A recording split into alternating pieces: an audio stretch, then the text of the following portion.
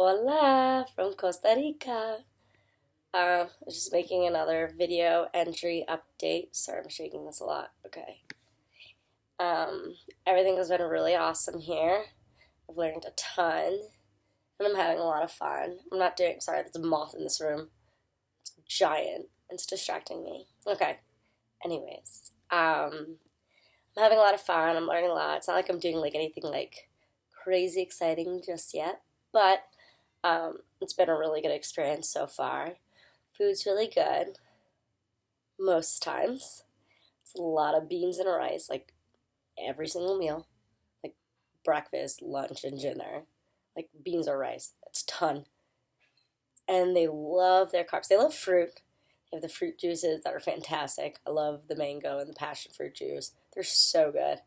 I'm not gonna die when I come to the States or United States. They call it States here. It's very confusing.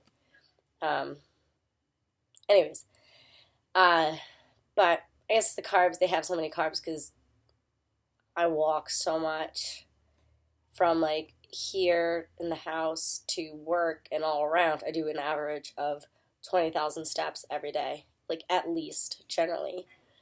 Because, like walking around, exploring, and I have to walk a mile and a half from to my work. So it's like there and back, so it's 3 miles at least every day. But then I'm walking around for lunch or whatever. But it's good. Get my exercise. Probably, and I finally put a pedometer on and counted my steps and explains why I'm so exhausted by the time I get home. I eat dinner, I come here, and I'm ready for bed. I go to bed at 10 o'clock, the latest, usually 9:30. Because we're up at 6:37 to get ready and go for work. It's about an hour commute. Um, the the work is awesome. Um, I finally got to do. We finally got to go to the clinic, and I love it. It's definitely different here. The healthcare system is lacking, to say the least. Um, there's a lot of people with distorted limbs that could have been benefited from prosthetics or maybe with the proper care they would have turned out more functioning. And it's really interesting. You see some really interesting things on the street, and most people asking for money is those who have some kind of disability, like don't have an eye or they have no legs or have a nub in one leg. It's and, I'm not making this up. These are the things I've seen. Um, there's more, but if you ever want the more details, you can ask me. But that's just the gist of it. But you learn a lot. It's very hands on. We plan the activities.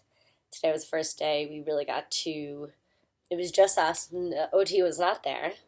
So it was very interesting. So I had to think back to all my OT knowledge and everything I learned at school, which is hard enough itself. Then I have to do it in Spanish. It worked. I did good.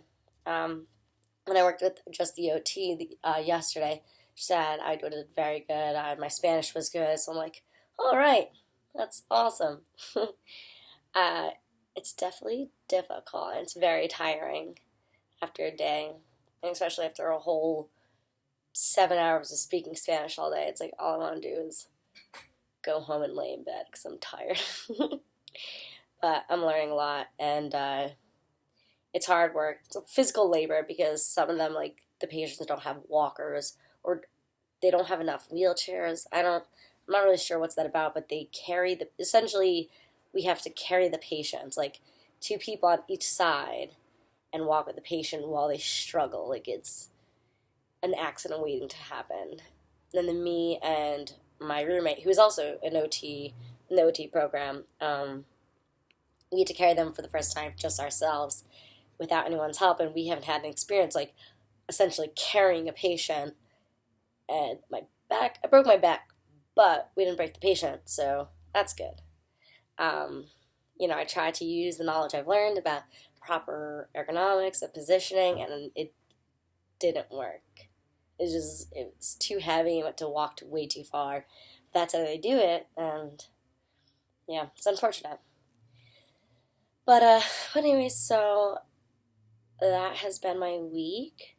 Spanish class has been good. The clinic's been awesome. I've been practicing as much as I can, both OT and Spanish stuff. I have the Spanish OT book, and if anyone wants to do Spanish and occupational therapy, I highly suggest the book. So tomorrow I have to wake up at 5, or, well, I have to be at the house by 5, because I'm going with some new people I've met to Capos. We're visiting Manuel Antonio.